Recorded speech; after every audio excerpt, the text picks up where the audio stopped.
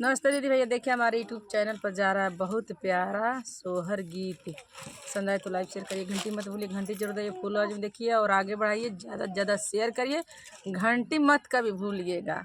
आप लोग देखिएगा, बहुत प्यारा सोहर गीत है। ये हमारी बहू का बच्चा होने वाला है। इसी पे गीत जा रहा है, आप लोग लाइक सब्सक्राइब करिए। बहुत खटाई खाने का मन कर रहा है। खटाई के और इमली के नाम सुन सुन के कितने मुँह रहा है, पानी आ रहा है। मुंह से पानी आ सबका आ जाता है, बहुत लोगों के आ जाता है, बहुत लोगों को नहीं आता है। सासुलाई दे तू आमागे खटाइया तमाना हुलिया लगना हो। सासुलाई दे तू आमागे खटाइया तमाना हुलिया लगना हो। बउआरी पाँच महीना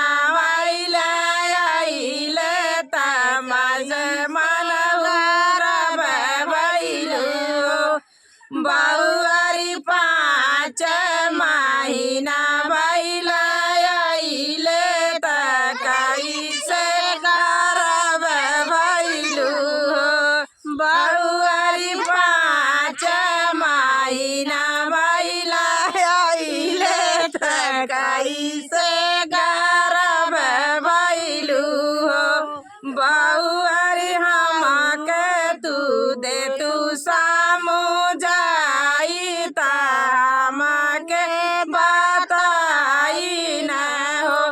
बउआरी हमारी पगिना तानी दिनावा त कैसे गर्भ भइलु हो। बउआरी अंगूरी पगिना तानी दिनावा त कैसे गर्भ भइलु हो। बउआरी बेटा गैला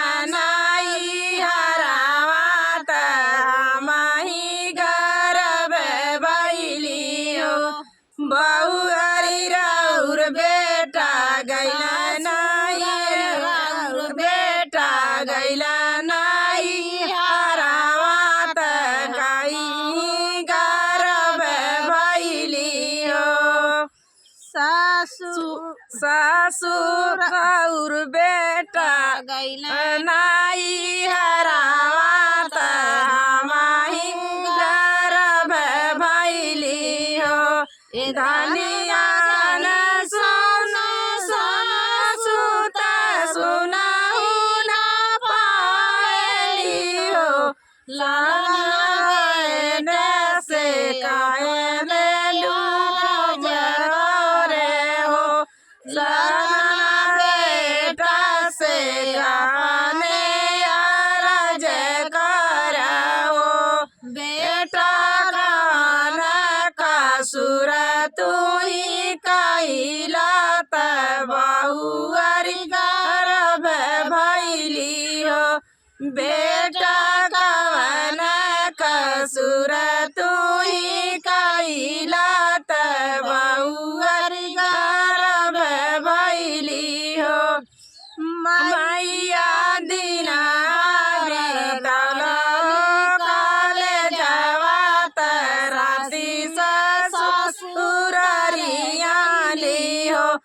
मैया दिनावा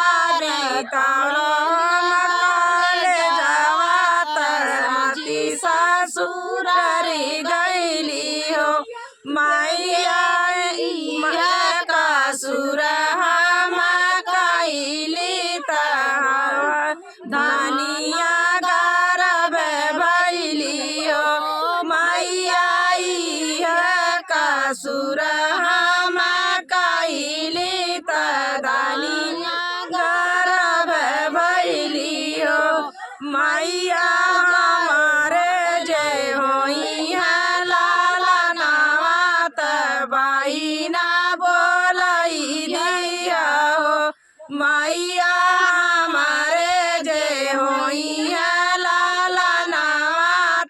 बहिना बोलाई दिया हो मैया बहिना से सौरीली पावैया सोहार गवैहन हो मैया बहिना से सौरीली